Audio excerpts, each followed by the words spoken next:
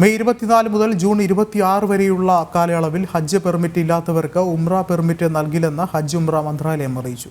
ലോകത്തിന്റെ വിവിധ ഭാഗങ്ങളിൽ നിന്ന് സൗദി അറേബ്യയിലേക്ക് എത്തുന്ന ഹജ്ജ് തീർത്ഥാടകർക്ക് മക്കയിലെ ഗ്രാൻഡ് മസ്ജിദിൽ കർമ്മങ്ങൾ സുഗമമായി നിർവഹിക്കുന്നതിന് സൗകര്യമൊരുക്കാനാണ് മന്ത്രാലയം ഈ നിർദ്ദേശം നൽകിയിട്ടുള്ളത്.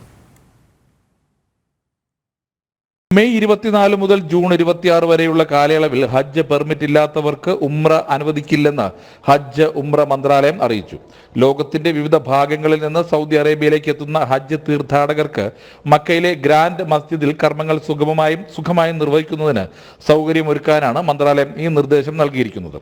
ഈ കാലയളവിൽ ഹജ്ജ് പെർമിറ്റ് ഇല്ലാതെ മക്കയിലേക്ക് പ്രവേശിക്കുമ്പോൾ പിടിക്കപ്പെടുന്ന സൗദി പൗരന്മാർ, പ്രവാസികൾ, സന്ദർശകർ എന്നിവരുൾപ്പെടെയുള്ള നിയമലംഘകർക്ക് 10,000 റിയാൽ പിഴ ചുമത്തുമെന്ന് ആഭ്യന്തര മന്ത്രാലയം വ്യക്തമാക്കി.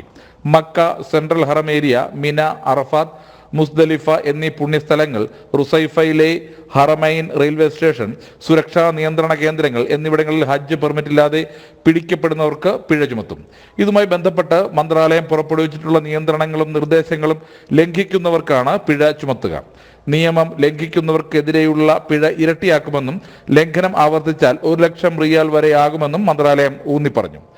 നിയമലംഘകരിൽ നിന്നുള്ള പ്രവാസികളെ അവരുടെ രാജ്യത്തേക്ക് നാടുകടത്തുകയും നിയമം അനുശാസിക്കുന്ന കാലയളവുകൾക്ക് അനുസൃതമായി അവർക്ക് വീണ്ടും രാജ്യത്ത് പ്രവേശിക്കുന്നതിനുള്ള നിരോധനം ഏർപ്പെടുത്തുകയും ചെയ്യുമെന്നും മന്ത്രാലയം വ്യക്തമാക്കി.